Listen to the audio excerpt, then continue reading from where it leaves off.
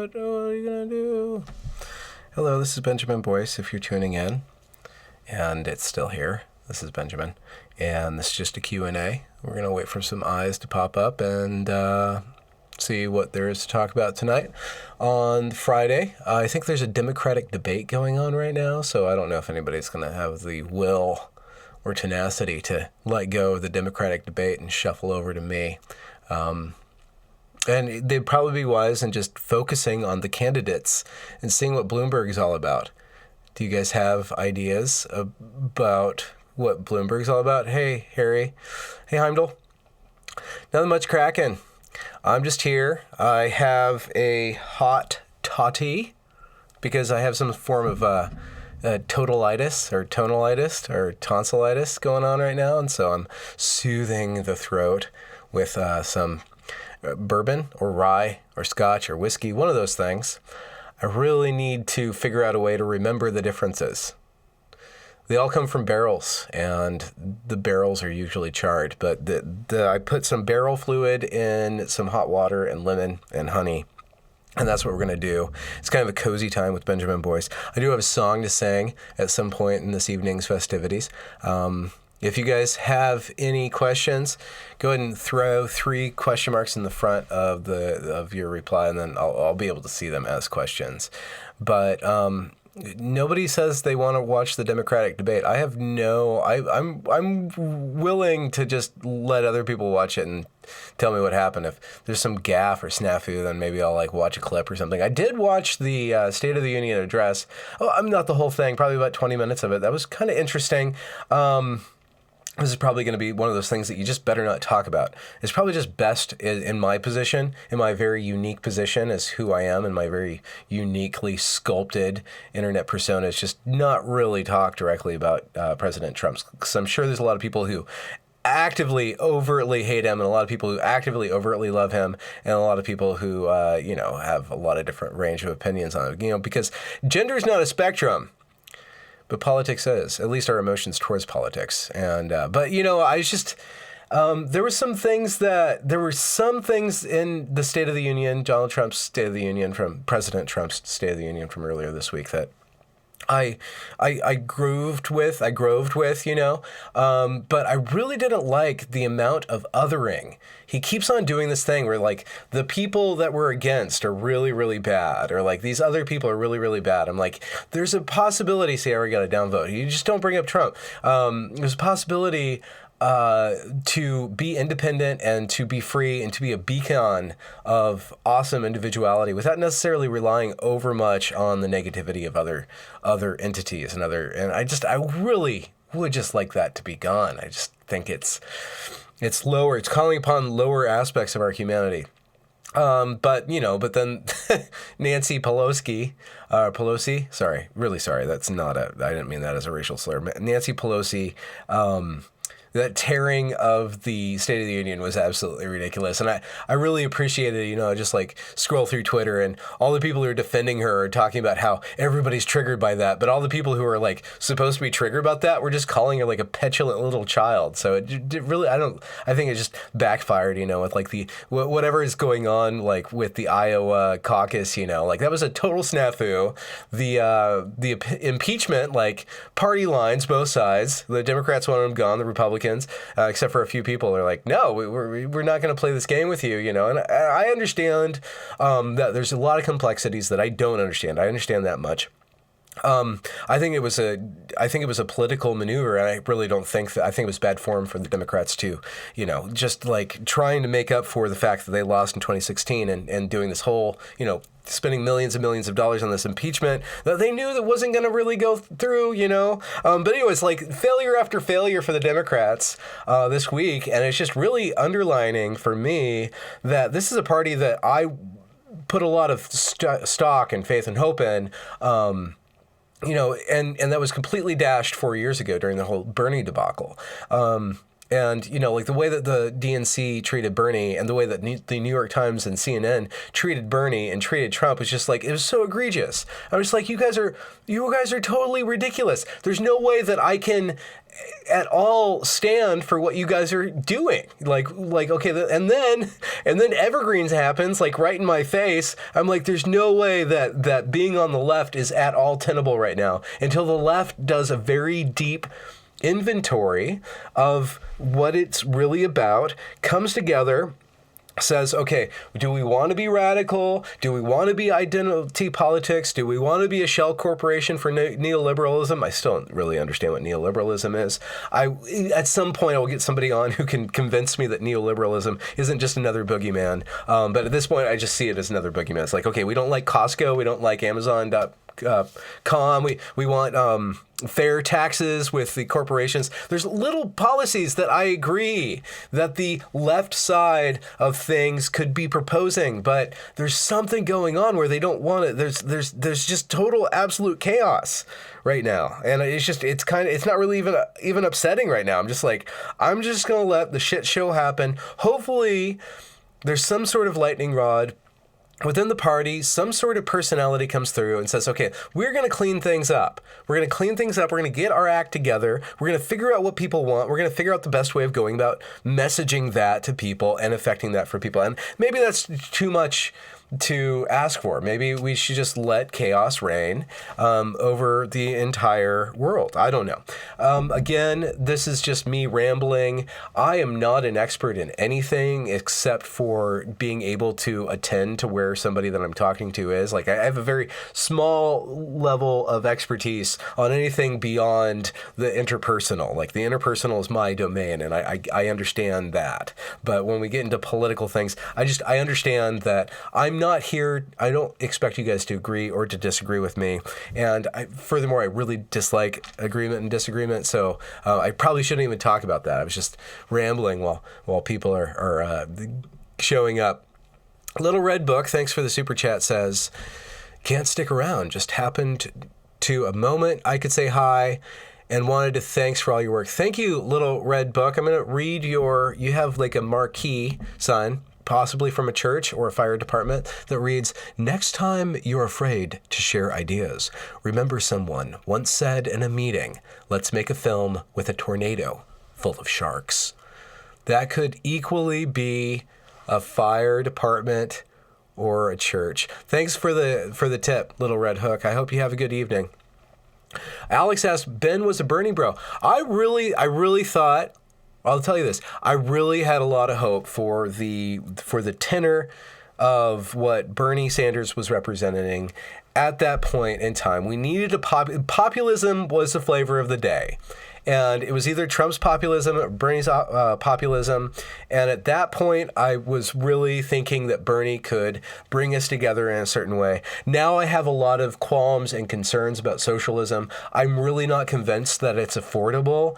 I'm really not convinced that it's implementable on the level of the United States. I don't think our country is necessarily set up to affect socialism without some sort of bureaucratic apparatus, and I'm scared to death of bureaucrats. And I really do think that there's a lot of promises that go on with regards to socialism that can't necessarily be fulfilled. And I don't want to meme about socialism because there's some nice things about it. I have benefited from social programs in my life, growing up poor, being poor in my adulthood. Washington State has a pretty robust insurance program. I don't know how they pay for it. So there's certain things that if it could be run efficiently, I think that there's certain aspects of life that would really benefit from a very clean, organized redistribution of resources in order to help people. And I think that there should be a basic level where people aren't starving to death, that I think that our society can afford, and that if that does cost more than the food actually costs, then at least on the level of food, we can provide for our society in an impersonal, bureaucratic way. But when you talk about these huge systems, I just don't see how it's gonna happen. And furthermore, I don't have a head for it. I see constantly, at least right now with the left, that it got this is just the interesting thing, and I spoke with a gender critical radical. I spoke with a member of Wolf, a not card carrying member of the Women's Liberation Front today, and I spoke to her about oppression. Because when I went to the Meghan Murphy event, the Wolf event with Meghan Murphy last weekend, and I listened to the protesters speak, and I listened to Wolf speak, and I saw a lot of common language, and that language is really triggering for me, seeing how it's constantly abused. We are going to smash or disassemble all these structures of power and oppression. Doesn't really. How do you smash how do you smash a hierarchy of power? There's an assumption of power and oppression. There's all these assumptions about the state of nature, the state of man, the state of all these different classes, the state of marginalization. There's all these assumptions that I basically question. I basically question whether or not human beings are essentially lazy. That our natural state is to be lethargic and lazy, and we actually need incentive to work hard, and that the true value, or whatever meaning means, whatever you want meaning to mean, and I have a lot of problems with even the term meaning, but meaning or the value of life is derived from the work and the effort that one puts into a project that they do of their own volition. Now, whether or not one has free will, I do believe that one has decision, and that if you stockpile your decision and back it up with action, you can build something out of your life.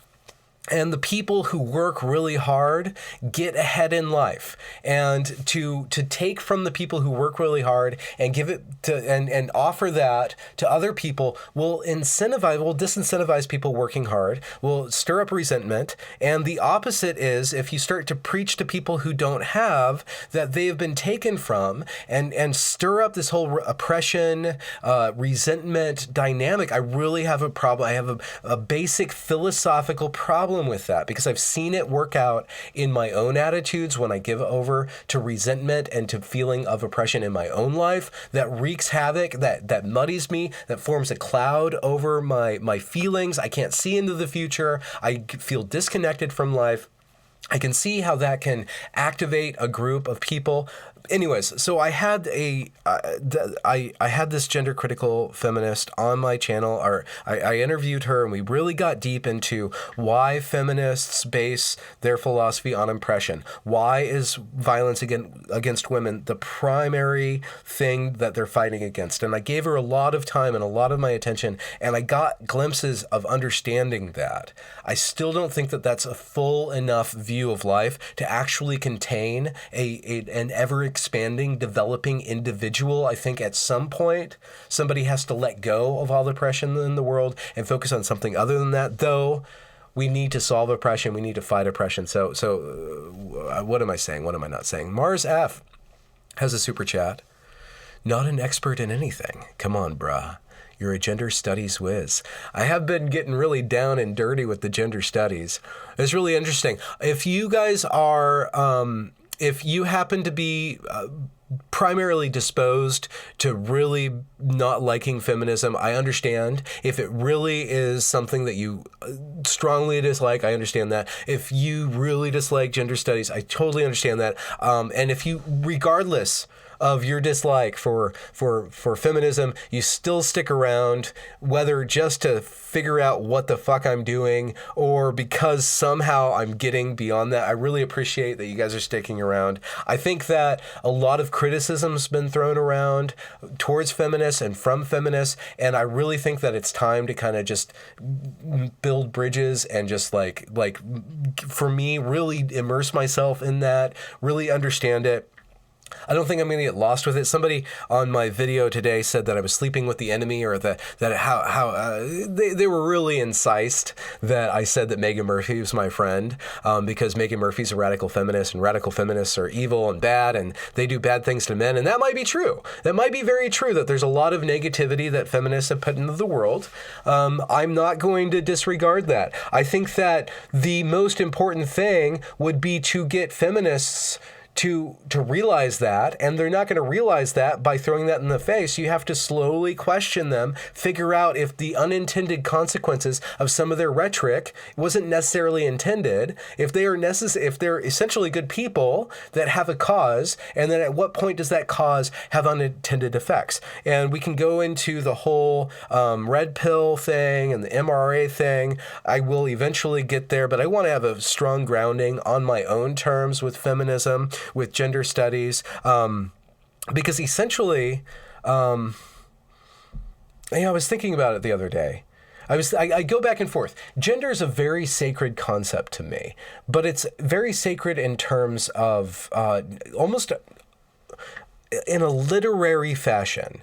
The concept of gender, the concept of characters possessing gender and exuding gender and fulfilling certain sorts of activities in the world based on certain affinities within their natures. The whole construct of gender is very important for me on an imaginative level. I don't expect people to act according to their sex. I don't expect people, I don't project expectations, but I do have anticipations. I do have anticipations when I interact with a male that there will be patterns of behavior, whether that's an effeminate male or a masculine male. There will be certain patterns of behavior. I anticipate that, and I organize my behavior to anticipate that in order to have a parlay, a human experience that's based on some sort of natural affinity by recognizing the nature that's going to arise. But at the same time, with regards to gender, I don't carry it around with me all the time. I don't think of myself as being a man all the time. I don't think of myself as having a role in society based on my manliness all the time. I do have certain natures that are evinced with the dynamics with women, and I tailor my behavior when I'm around women. I tailor my behavior around men, but it's not really such a heavy thing. And I understand when people are really desirous of smashing gender because they feel like it's a stifling container. It's not really a container for me. It's a set of modalities of plugging in with other people. And I'm more plastic with that. I'm more able to assume a role and then back out of a role without necessarily feeling that it's clinging to me. But I could understand, or I have sympathy with people who feel that clinginess and who are not yet able to just let it be, but I really don't necessarily agree. I totally don't agree with dissolving gender, but at the same time I do understand a desire for people to relax gender, but the nature's going to be there, which is interesting. I'm going to get to this super chat from Lisa Light Rider Lisa. Thank you for the tip, Lisa Light Rider. Feminism isn't the same thing as socialism. I'm a humanist feminist who believes that economic independence is essential to autonomy and human rights. Many women are thriving under capitalism. Lisa Lightrider, that's a very good point. That would be a very interesting point because a lot of the feminism that I've seen, what the heck is going on there? A lot of the feminism that I've just been exposed to, you can see the Marxist rhetoric come into it. So it would be really cool to talk to or discuss capitalist feminism. I really do think that if you look at the liberation of females, you can point to the washing machine and the vacuum cleaner, and we're talking about generations ago, as this primary liberator of the woman. How much time those two things save? How much domestic activity just vanished overnight and was sunk into the ground, or was pulled out of the ground as coal and turned into free time? And I think that those were essentially capitalist things. I would argue, I think that it could be argued against somehow that the washing machine could have come about through communism, but I think capitalism kind of gave way to the conditions of its invention, and then it's shuffling through the world. So that would be an interesting discussion to have, the unmooring or the unpairing of feminism from socialism, because there's a lot of socialist rhetoric, and I wonder if a lot of the socialist rhetoric that I'm exposed to, because I usually come in things, I'm attracted to things because of their activism.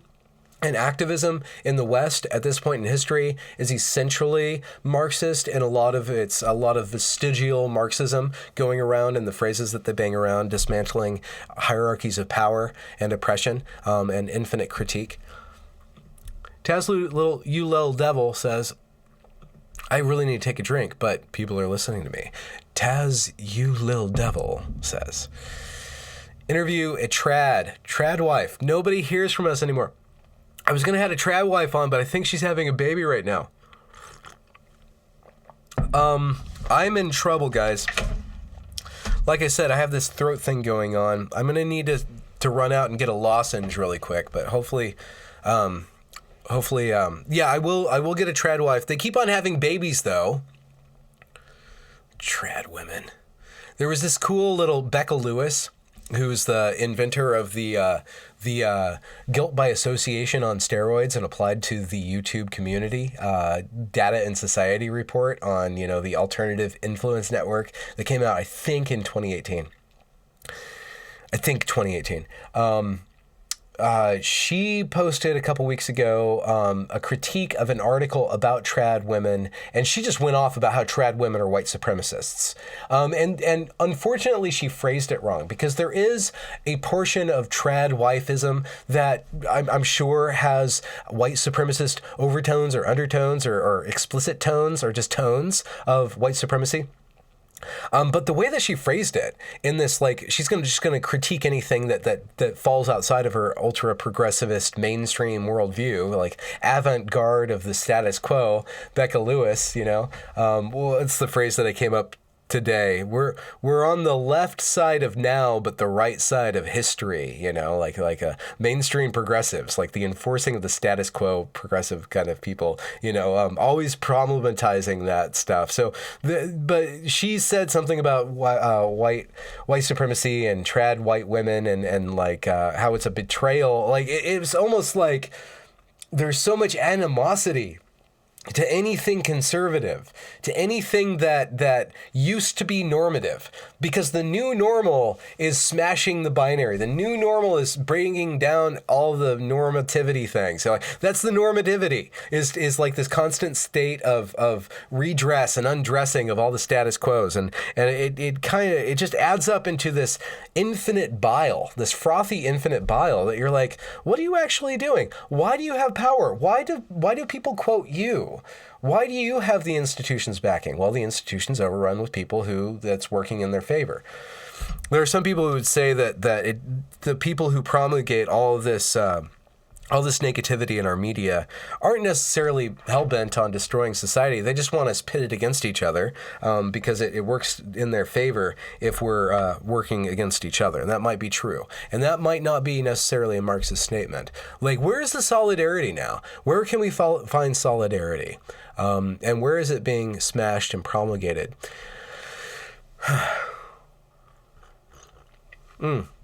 Anyways, back on topic. Tazzy Little Devil says, a trad is a traditional housewife. I'm talking 1950s styles. White supremacy, so much supremacy. Let's try to snark it out there. Like, snark it out. The program I'm using is Ecamm Live.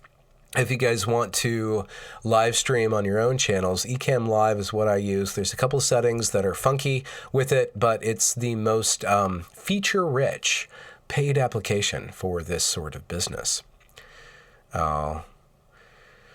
Anyway, so somebody said that they were rather offended that I would have the gall to be friends with Megan Murphy. I don't think Megan Murphy is who you guys think she is. I don't even think she is who her fans think she is. I think she's a multifaceted female. And she's from my generation, so we just get along. There's a lot of rhetoric that we'll infinitely disagree with, but like we have a vibe waveform that it adds up to us having a good time together. So even if we disagree, we just have a good time together. It's interesting. Here, folks, focus on me. It's interesting that people would be so triggered by that. Though I understand people have been abused and ruggedly been harmed by various different activist groups. You know, like Christianity has harmed tons of people. Feminism has harmed tons of people. The neocons, goodness, don't get me started. They've gone around murdering and pillaging the Middle East for 20 years now, you know, like, I'm just trying not to get in trouble by getting in trouble. Campake's Wi-Fi Butta pops up with a little pirate talking today. What else did I got this. I got the radio recordings, guys. I got the radio recordings from the second day of protest of the Evergreen State College. The original recordings that I got had a computer voice in them. I contacted the records department, and she contacted the archives department, and they got a version to me without the computer voice, and I got all the CB radios from the parking lot attendants on the second day of the Evergreen protests, where students were roaming around, stopping cars and stuff. So this is going to be really interesting to go through. Finally, I got it, and then I'll listen to that this weekend and see what's apropos for the documentary, and then we can get on with the next day of the documentary. We can wrap up the second day of protest. So that's pretty cool. But I got it, and I sang her a song, and it goes, "Oh, I'm gonna slaughter this." Like, I wish I was an awesome singer. I really wish I was an awesome singer, because sometimes I just think of these songs that are just so awesome. But I don't think I can. You know what? I might even be a decent singer. I'm a horrible performer, though. I get so tense with the performance aspect of singing. But it goes, "Public records lady, you get back to me with all the records I requested, PDFs of emails from the professors, brains broke with intersections, and I don't know what you know. Fingers stained with black redactions. I know you're just here for the end term, but isn't it crazy what my Christians have revealed? Yeah, yeah, yeah." I need a whole backing band with horns. I can hear it in my head. And I sang it to the kids today. "Public records lady, you get back to me with all the records I requested." And like that part, like all the band goes, "Records I requested." I can hear it. I can just hear it. I don't have the chops to do it, but I can hear it. That's nice. Somebody's talking about codeine spray. Farley Moab. Oh no. I don't want to get all bad. I don't want to get in trouble. I know. I'm sorry. I'll stop singing. It hurts. I'm stopping. I'll have Grace Z sing it for me. It's got to be a whole backup band. Like the main singer's a male. I can just hear it. Giselle, it's been a long time since I seen you. I think if you're the Giselle, because you have a different thing and it looks like you're spelled differently. I don't know. It's been a while. I have a super chat from Fun Included. Why did I think clutted? Super chat. My voice is awesome. I really just want to serenade this poor public records lady. I just want to show up with the band and like just go into the admin office and everybody sees me. They're like, "Oh fuck, Benjamin Boyce is here," and they're like, you know. But like then my band comes out and we just like, "Public records lady." I can kind of hear like a Santana thing going on. "You get back to me with all the records I requested." It's very big band rock and roll, and the lights come on and she's just like at her desk, you know, and I'm just like there. I'll probably be wearing tight pants, you know, like some loose open shirt, you know, and then we'll like go right into Just a Gigolo on our way out. I ain't got no buddy, and we'll change the lyrics to be about the how many students are at Evergreen right now. It'll be about George Bridges. "I'm just a gigolo. Everywhere I go, people know the part I'm playing. Pay forever dance." Okay, study each romance. Fun Included, their first super chat. Sorry to disgender you, dude. "Our adoption of circumcision was the first casualty of normalcy. If you're curious about our loss of masculine vigor in the U.S., look at the psychology." And the foreskins. How do we end up always talking about foreskins on this live chat? What is it about the foreskin? Like centering masculinity. Always with the centering, the ohm phallus, the ouch phallus, actually, of masculinity, the wounded manhood, the de-sheathed member of our society. So many members, and our vigor thrown into waste baskets or buckets. Do foreskins end up in baskets or buckets? Or incinerators? What happens to them? Are they turned into high-priced Korean wallet wear for expatriated billionaires of the rugged tundras of Western Russia? I don't know. Who knows? There's answers out there, but I don't know why we're talking about it. Don't forget to stuff a sock down your drawer. I don't even know what we're talking about. Anyways, Big Hair Rock Band. I'm thinking the tune is related to a Wilco song. Just like the turn of it's based on a Wilco song from I think it was from Being There, their double album, which is half a really good album. Records I request. I just hear it. Jerky, lol. They're composted. Okay, let's go back to trad. From foreskins to traditional wivery, trads don't necessarily have to be married, but they do value the white picket fence and the household wives in high regard. You know, I think motherhood is wonderful. That was the other thing I was thinking about feminism with my whole, when you focus on the oppression, what about the people who are fine with traditional gender roles? What about that? How do you incorporate a full, robust femininity that includes the butches and the academics and the trad wives? How do all these women fit together under an umbrella of feminism? Is feminism big enough for womankind? Is womankind bigger than feminism? Is there a feminism that supersedes the feminism that we talk about? And, the more I study feminism, there's all these different branches. It's not one monolithic entity, right? I mean, there's several teats just going all these different directions. I'm sorry. Pete Hill says, "Hello, Benjamin. How's it going? Just came here for listening to speeches by Harold Wilson, British PM from 1640 to 1970. Oh, yeah. I like those British speech makers. I've never heard of him. I wonder what he speaks about."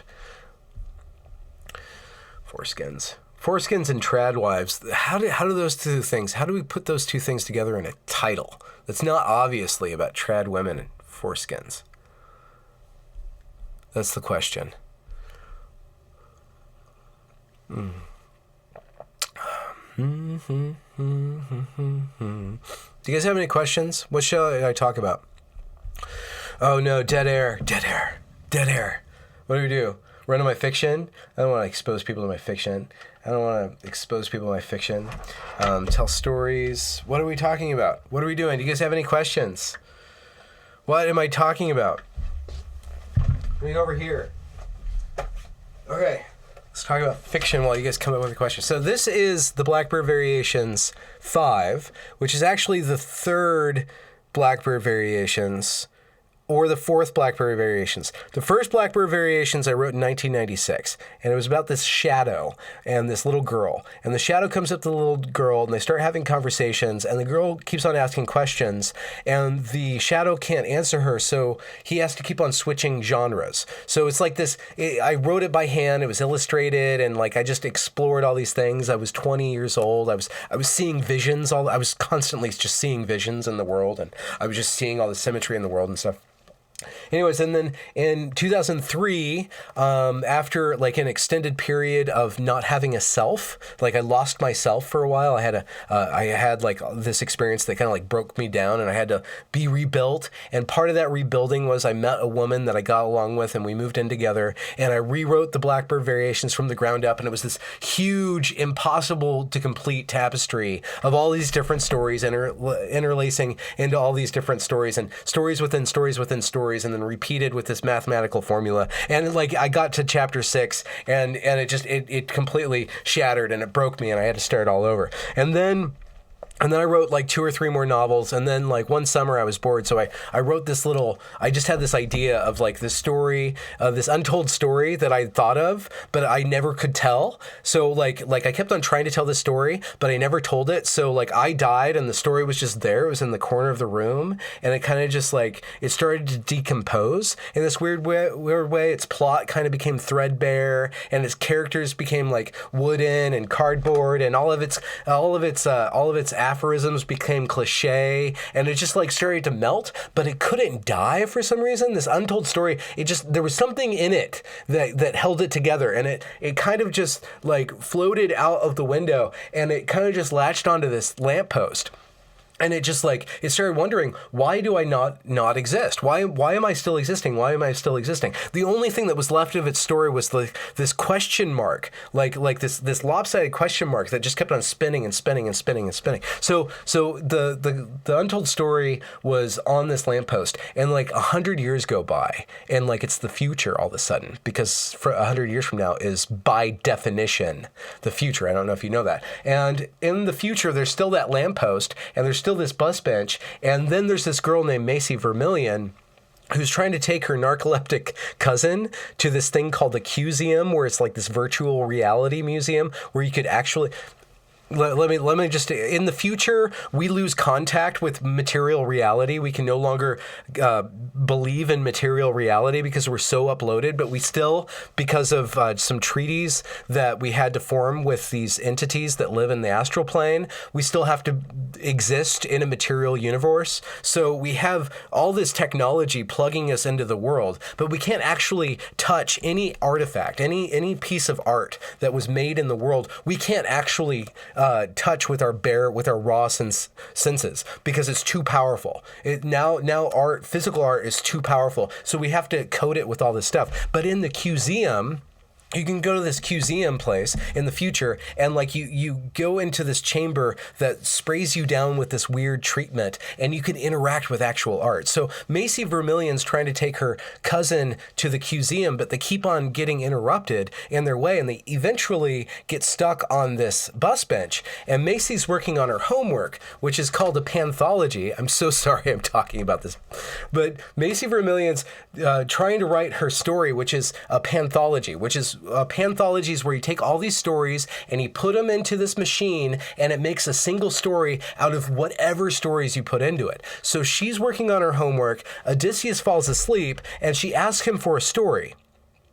And she really wants another story. She's like, I need another story. And that untold story that was on the lamppost, it kind of like hears that want in her, like this vacuum of attention, this really stressful attention, and it just kind of calls to the untold story. And the untold story comes down and then like goes into Odysseus's ear, and then he just starts like telling this story, and then we go through all these different stories. So I eventually, like after 5 different drafts of this, like I finally got like all these 10 different stories that are being told by all these different characters being told and dreaming and going back and forth, and it's all based on the Fibonacci sequence, which is that you take a number, the next number is the current number plus the previous number, right? So it's all additive, and it builds up into this big, huge, just dissolution of all the stories just falling all together. It's this beautiful thing, but it doesn't make any sense until you read all the other stories that build up to it.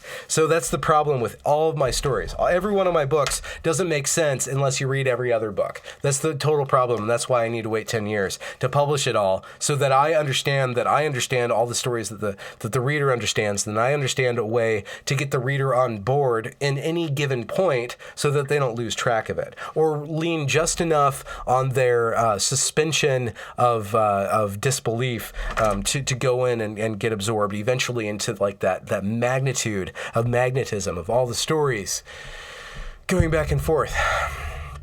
Did you guys even stick around for that? This is Pete Hill. Benjamin, do you have any advice concerning the writing of short fiction? I'm starting working on a collection of short stories and would like to hear your thoughts on the subject. My biggest advice for short stories, the most biggest advice for a writer is that you practice writing, that you're just always writing and you're always rewriting, right? So the rewriting requires that you let go of the writing, and the writing requires that you let go of the rewriting, right? So you don't criticize when you're writing, and you don't fantasize while you're critiquing. Like when you have the product, you focus on the product. When you don't have the product, you immerse yourself in that adventure of going through. The biggest piece of advice that I find helpful for writing short stories is you pick a name and you feel the character. Like you situate yourself as, like, there's this character that you're talking about. You're talking about this entity, right, that's outside of you. So it strips away all of the ego questions about, like, what does this mean? Do people care? All of those questions. Is this brilliant? Is this not brilliant? Is this stupid? And you're trying to respect that character, and you just get close to the character. And as you get better and better at just like sitting down and writing and not having to fiddle around with different little snags that you just have to figure out how to make right choices. Writing is an infinite series of choices, and you just have to expose yourself to a bunch of bad choices until that's kind of worked out and you're no longer worrying about that. So just like loosen up and allow yourself to make all these mistakes. But really what you're doing for a story is you're connecting to a character. You're connecting the audience to a character. And if you can feel some sort of responsibility for that character and telling that character's story in a way that the audience can connect to, that might actually relieve you. If you put your stress on that responsibility, that might relieve you of secondary stress. That's a piece of advice that I can give.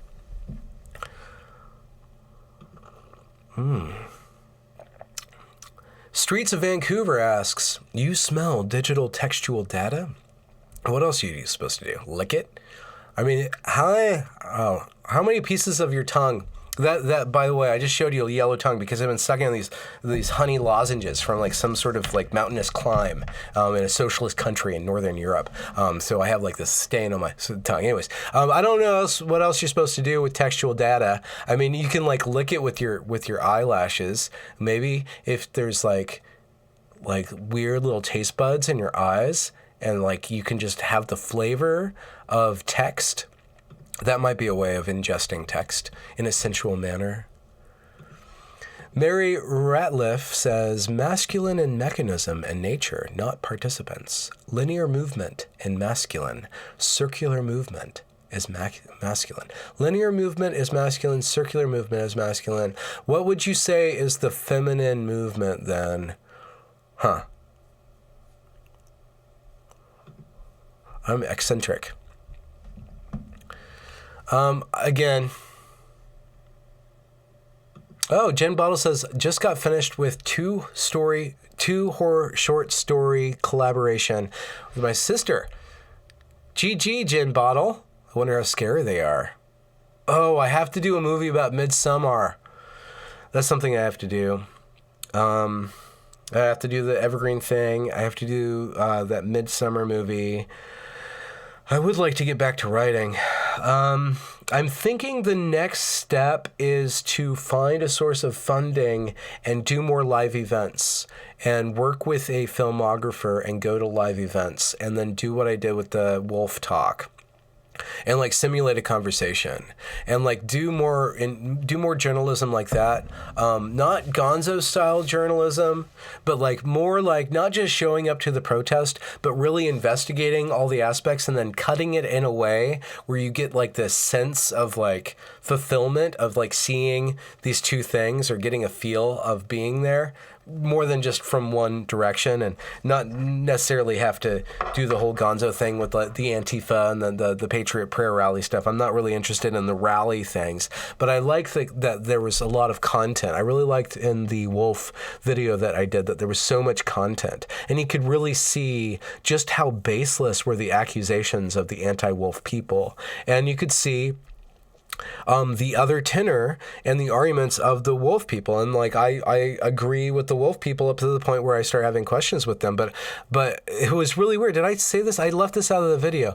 I went to the anti-Wolf rally and nobody recognized me. I was kind of scared, like, are they going to recognize me? Like, but why would they really recognize me? Like, who's going to watch a bunch of, like, if you're really heavily into trans rights activism, are you really going to want to watch videos about detransitioners? Are you going to really want to watch watch videos that question the orthodoxy in your movement, or are you going to eventually just avoid those things, right? So nobody really recognized me. And I'm like, okay, that was cool. That was a weight off my shoulders. But then I went to the Wolf Talk, and I totally was surprised. I totally wasn't expecting this, but like people came up to me. All these people just like came up to me. Oh, you're Benjamin Boyce. Let's take a selfie. I'm like, what is going on here? It was really interesting because I've done so much work like that I think a lot of people find useful on that side of the aisle. And even though I don't necessarily belong anywhere, but I still had a lot of connections to that other group. And I feel like there's a way to be connected to groups that you don't necessarily totally agree with in a way that they respect you, or they sense that you respect them, and they open up to you. What if we could just have more and more open discourse? It's not enough just to fight for freedom of speech or fight against the authoritarians. We need to exercise the muscle of exposing ourselves to different people, of being respectful to those people that we thought were our enemy, or who used to be our enemies, and like overcoming all that animosity, overcoming all that and going into the next level of public discourse. I mean, what is beyond freedom of speech? Freedom of speech. Okay, here. Maximus Gross, you guys are just talking about geometry and masculinity. Masculine form is geometric. Feminine is logarithmic. One is impossible in nature and comes via force. The other is natural and harmoniously fills space in relation to others. Do you guys see this little bit of kerning here? Let's see if see that odd bit of kerning? Where is it? Oh, no, can't see it. I don't know if you guys see that weird bit of kerning. In fills, there's like this extra space, harmoniously fills space. That's just like... what is logarithmic? I'm going to look at the dictionary because there's another word.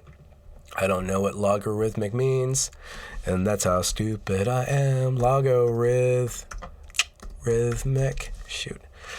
There's no thesaurus entry into logarithmia, but relating to or expressed in terms of logarithms. So let's look up logarithms. A quantity representing the power to which a fixed number, the base, must be raised to produce a given number. So some sort of additive thing. Logarithms can be used to simplify calculations because the addition and subtraction of logarithms is equivalent to multiplication and division. Although the use of printed tables, this is a metaphor that I'm not going to be able to get my head around. You guys keep on doing your sacred geometry of the sexes, like tantric mathematics. That's what's going on. It's just like tradwives and foreskins and logarithms and geometries. They're all like kind of mushing up into this flowering beatitude of communal caregiving and, procreation, one would suppose.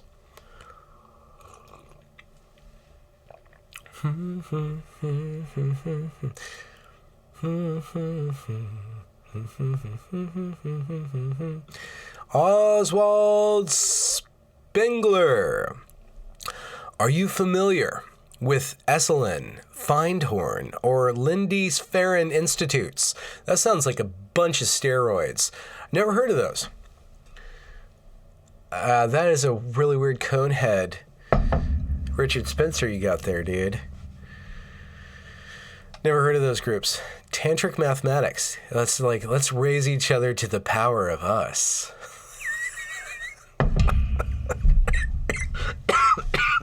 Oh no, I'm gonna have to get off. I'm gonna do beef stroganoff tonight.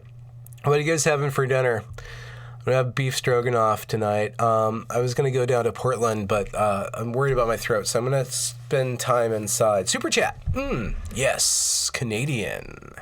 BHW with Lenny Bruce getting his nipples twisted by NY Popo. Would you ever act in a movie as a person under asses, master setting his disciples loose on a city mall, or as a male feminist who's a covert personal umbrella assistant, sneaky F***R, or as a benevolent objector who dissuades panties under assaults? I don't know what PUI stands for. Would I ever do any of those things that I don't know what we're talking about? Maybe I would. Maybe I wouldn't. Maybe it's time to get into acting. What do you guys think about that? Getting into acting.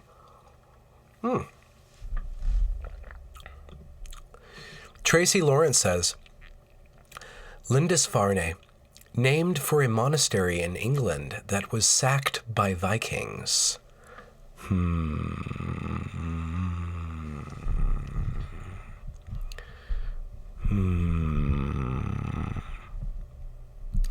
Okay, here we go. We have a genius up in here. I'm at the 0.75 percentile in math. Is that a good thing or a bad thing? Does anybody want to be that percentile of math? Well, we need somebody to fix all these logarithms of ladyhood. I wish I could just like use language freely. Free association language time. Pickup artist. Oh, okay. Pickup artist. Would I ever play a pickup artist who's ransacking malls? I'm not really a pickup artist, man. I really enjoy certain forms of interacting with waitresses. That's enjoyable, you know, like in a respectful manner, you know, like you get the waitress and you hang out, you know, and like she's like that and you're like this, you know, and like there's this like nice thing. I guess that's kind of like pickup artistry with a tip at the end. I don't know, but like I don't expect any result. Again, I have anticipations of behavior. I don't have expectations. I have projections of behavior, but I don't think a pickup artistry is necessarily my thing. I mean, I try to be loose. When I was young, I lasted about 8 months and I got thoroughly disgusted with myself. And furthermore, I didn't have any me left. I had given myself to all these different people. And it wasn't that many. I couldn't last that long because like I kept on like investing myself in these people in a romantic or super romantic way, and then like I wouldn't get anything back because they were like gone. And I'm like, well, that's gone now, and then oh, there's another piece of me gone. And by the end of it, I was just like, who am I anymore? Like I'm just like I'm all over the place. I was like Osiris, you know. I was like that mythological guy that got cut up, and I was just spread over. And like I need to go through and like put myself back together again, Humpty Dumpty style. And like I said, like when I was young, like I did a lot of experimentation, and I got to a point where like I set up the conditions of my downfall just so I could do a hard reboot on my psyche. And I moved 2,000 miles away and I became no one for a while. And I just really meditated, and I really just like was very introspected. I lost my ability to speak, and I was a big talker. You know, I was a big person, a big communicator. I loved flirtation. I loved making jokes. I loved playing with language. I couldn't speak anymore. I could write, but I couldn't speak. Like whenever I was around people, like I'd have to like put a hand over my chest because like there was something just so raw about me. Like for a while, I had to be like really, I was really sensitive. Anyways, so being a pickup artist, it seems like it's just like, what are you investing in the world? You're reducing yourself into somebody who's getting glances. Like it's all glamour, it's all surface. And when you merge yourself into all surface, like there's nothing in the future for you. And once you run out of your talent, once you run out of whatever it is that people find attractive in you, and you will run out of that, you have nothing that you invested in. There's nothing, like there's no nest egg at the end of being somebody who's loose like that. And I don't mean, this is just me, I don't mean to like disparage you if anybody out there is living like that. Like if you find meaning and enjoyment in that, go ahead. I'm not going to judge you. I don't judge you. I just felt like it was cheapening me. Like I was losing my potency. I was losing my ability to hold things important. And for somebody who wants to create things that are meaningful, the ability to summon importance is rather important. Pickup artist. Pickup artist. Pickup artist. Fiduciary responsibilities. Fiduciary responsibilities. What else? Oh. Closers get jelly. Austin is bad. Tracy Lawrence. I feel like this is some sort of weird ASMR zone that we're entering into. Spam, spam, spam. Eggs, sausage, and spam. Dead Privacy writes, slags ain't it.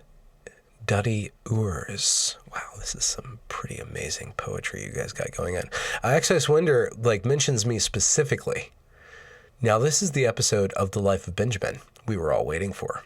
Yeah, it's a wonderful life over here, man.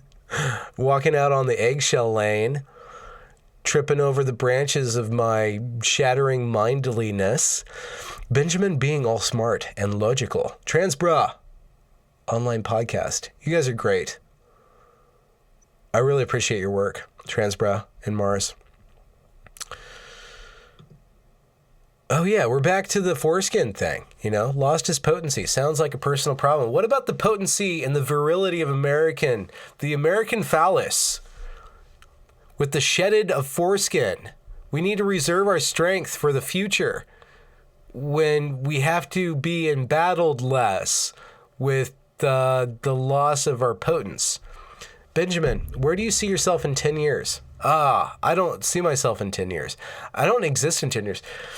In 10 years, I will have established whatever the heck I'm doing here and morphed it into either working with a company or basically, in 10 years, if this media thing is going to last, I need to very slowly transition into an editor capacity and let other people do content or oversee other content or work my way up and not be the rubber meets the road guy. That would be one thing. The fiction thing is a dream that I've let go of. It would be nice to have my books published in my 50s.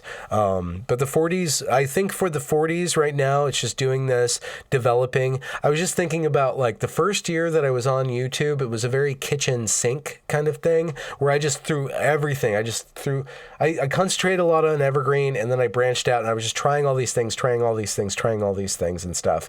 And then I retracted and I'm like, okay, let's do interviews. I think I've already gone through the trajectory. At this point, I'm kind of slowing down with my content and I'm feeling okay with that. At the beginning of YouTube, I needed to have something produced every other day.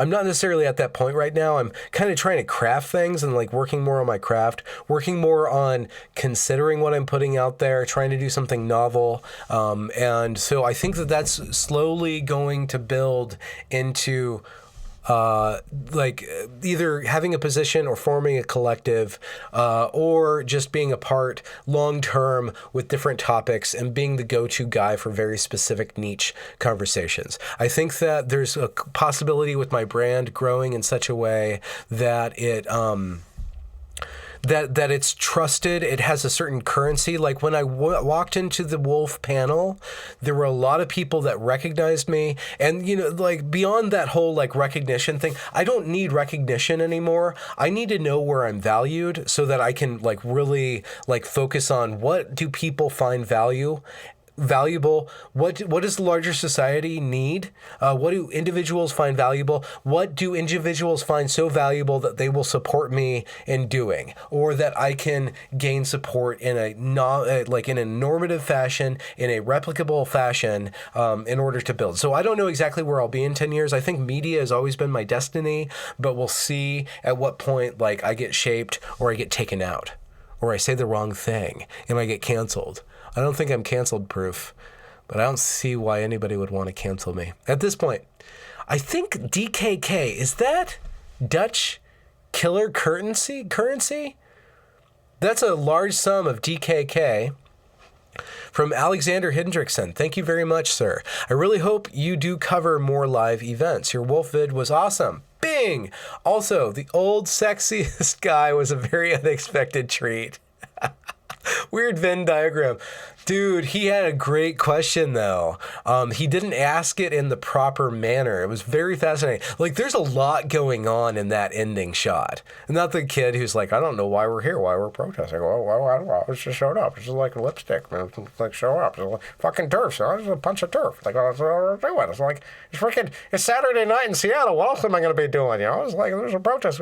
But then that guy, he came in there. There's a lot of things going on with the sexism and the misreading of what he's doing, the misreading of his body language, the misreading of his, like how forceful he is. And unfortunately, I don't think that room had any more space for contention in masculine contention had been exhausted by the number of men that were screaming and vilifying the women coming in, and the number of men that planted themselves and yelled. There's already too much masculinity, virile, uncircumcised, contentious masculinity for people to actually listen to what he was saying. But he was saying, where's all of the oppression? We have women police chiefs, we have women sheriffs, we have 7 women on the board. Like, where's all this oppression that you're talking about? Like, seriously, where's all the oppression? And that's a really good question. And that's the ultimate question of any activist group. At what point are you going to say that the world doesn't suck for you anymore? Like it's never going to be enough. Activism is never going to be enough. We're never going to achieve ultimate utopia. We're never going to do it. So the question is always not to say that oppression doesn't exist, not to say that I'm not making the argument that we don't need to do more work, but you have to say at every step of getting what you want, you have to redefine what you want and redefine the methods of getting what you want to attenuate to the new situation. And it's very difficult, very exhausting for activist groups to constantly be updating themselves. And I think one natural drag with the activism lifestyle is that people are like, I'm fine. I'm going to go live my life now. I don't need to change the world. So they drop out, but there's always this like eternal spring or eternal September of new people showing up and wanting to do the work. But the people that hang on in the activist group say, you constantly need to recalibrate the discussion. Or maybe naturally with the TRAs versus the TERFs, and I just mean those, you know what I mean by those words, there will be a contention that will force a there was this hit piece in Washington Post just yesterday or today about Wolf that said that Wolf is being vilified by mainstream progressives and running to the Heritage Foundation for money and all these conservative groups. And conservatives do show up. I mean, you have to refine what you want as you get what you want.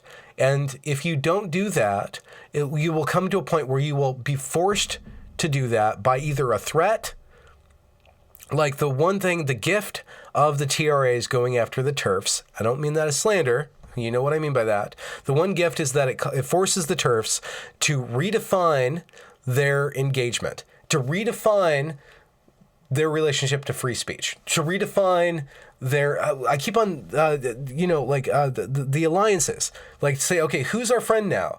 Who's on board with us now? And then in that realliances, like in getting contact with females who are conservatives and saying, okay, well, we can let go of certain aspects of our activism if that is what it causes us to win the game. And that refinement, I'm saying either an activist group, once it gets progress, it has to refine itself. And that refinement will come from the outside.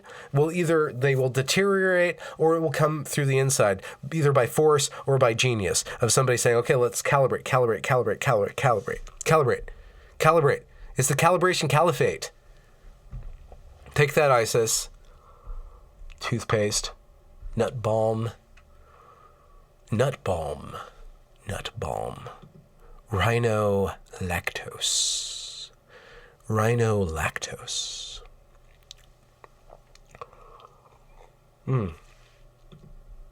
Alex Gibson with the wake-up call. What time is it?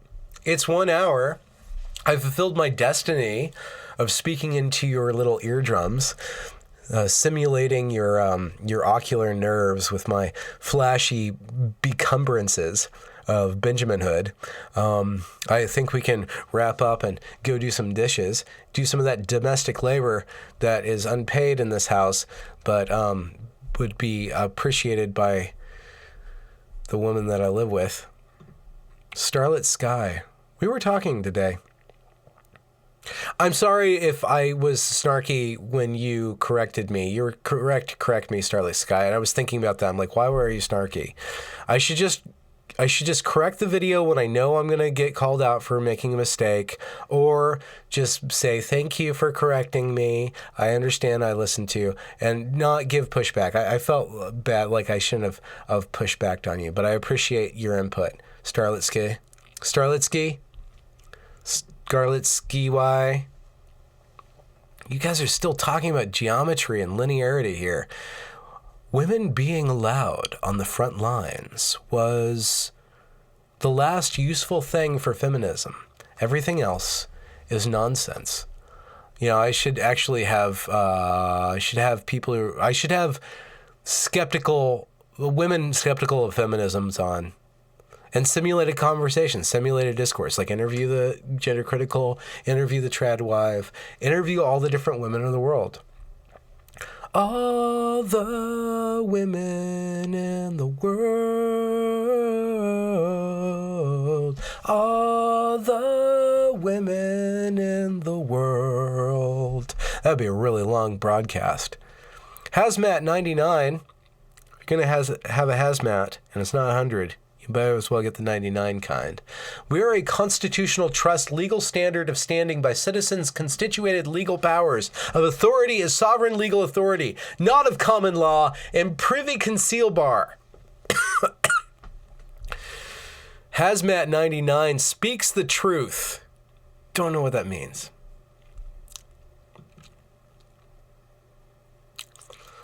Occasional cortex. Love stroganoff. Girlfriend likes it without ground turkey. With ground turkey. She makes her own. Oh, one more thing, and then I'm going to go. One more thing. This is about the cat. My cat, Bjorno. Sad news. Very sad news. I already cried about it, though, so I think I'm done with it. I bawled. Like, sad news. Total sad news. Here we go. End of the story. Sad news. Sorry to say. So there was a cat matching his description found 2 miles north of us. I moved Bjorno over here. This is totally my fault. I moved him over. He ran away right away. I didn't lock him up. I just brought him into the house. He found a way out and he scrammed. It was mid-October, I think. There was sightings of him 2 miles north. My Bjorno is one of my cats that you'll find at the beginning of the end of my videos. The male cat, the tuxedo cat. There were sightings of him 2 miles north. We were going up there. I was going up there every other day and calling for him. Every other day and calling for him. Every other day and calling for him. And like he started to be seen like at this this little 2-house little compound. And they put out traps. And I kept on coming. I kept on coming. And then like they kept on seeing him in the window or hearing him at 4 o'clock. They put out a bigger trap. They caught him. I went over there. This was Sunday. No, this was Monday morning. I went over there to find this tuxedo cat that wasn't Bjorno. Like, shit. Well, there's 2 other tuxedo cats in the area that this tuxedo cat has been interacting with. So I went to those 2 houses. They're like, no, that's not our cat. That's not our cat. So I'm like, well, what do we do? So I brought him back here and we put him up for a couple days. He was not humanized. He was not domesticated cat at all. Like, he found a corner. He wasn't pet. He would allow me to pet him. He just wasn't a cat to keep. So I brought him to the pound.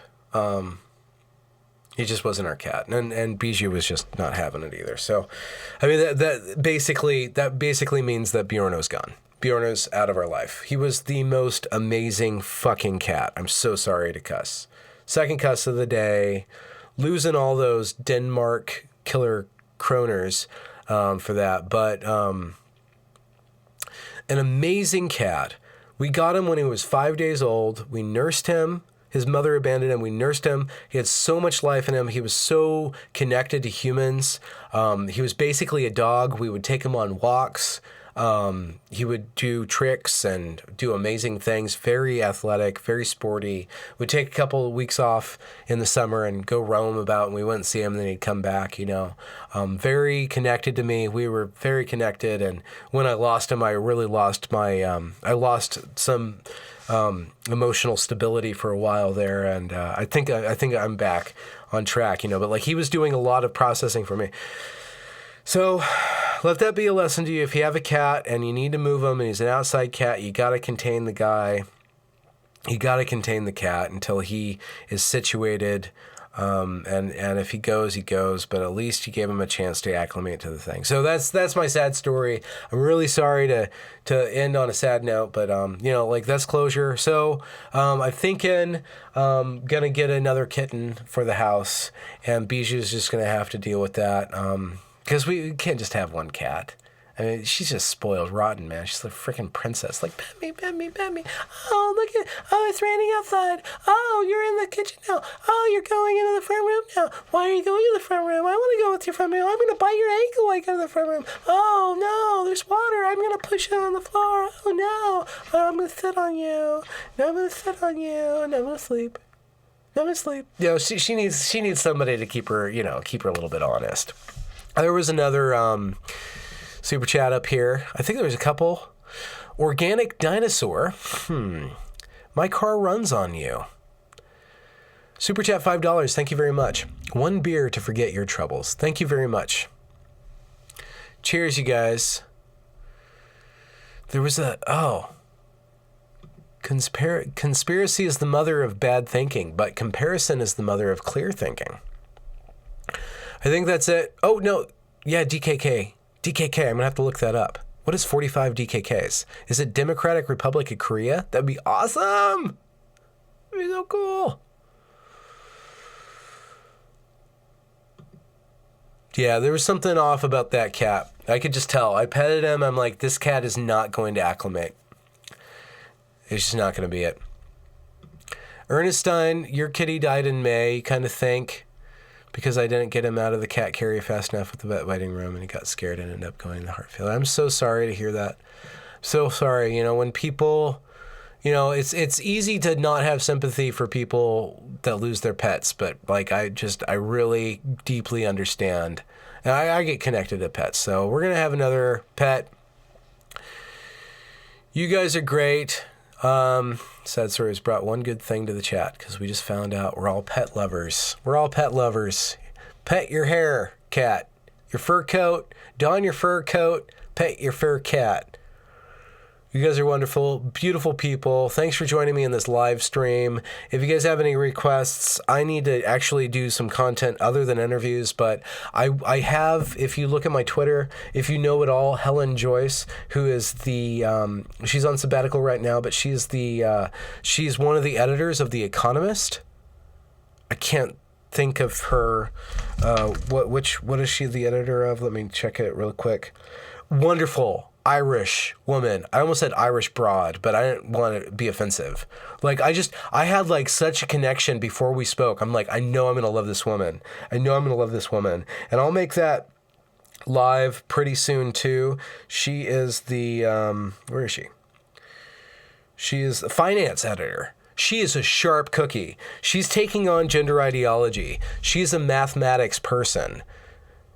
She's a total human, total rationalist, beautiful conversation. I'll publish that. I've also been asked by the filmographer of the Wolf event to publish the speeches, so I will publish this weekend the uncut live stream. I just have to go through and pick the best audio. I have 3 audio sources. I'm gonna publish that just as an archive document. So I'm sorry if that. I feel bad posting archival documents, but like maybe people like either you watch it or you don't watch it. But that'll be up for you guys to watch, and then this interview with Helen, I guess I'll just make live right now if you guys have time, you want to watch her. This would be a great here, let's do that. Let's see if this works. This is what Philip DeFranco does. Mundane Matt said that this is what Philip DeFranco does, is that he does a live stream, he gets a bunch of people watching, and then he shares a link to a video, and then everybody goes over and watches the video. So that you make the video live, and then the algorithm loves it because it's like, oh, everybody wants to see this video at the same time. So just here, everybody, you guys just switch over there, click this link, and just watch the first minute or so. Go about your day. This is a great little talk. Boost it up in the algorithm. Let's see where it goes. I don't know if you guys want to do that. I'm not going to lean on you, but like that's a little trick that I heard. But anyways, I'm going to sign off. Go make some stroganoff. You guys are wonderful. I love you. And if you're a public records woman, public records lady, you get back to me with all the records I requested, PDFs of emails from the professors, brains broke fuck with intersections, and I don't know what you know. Good night, guys.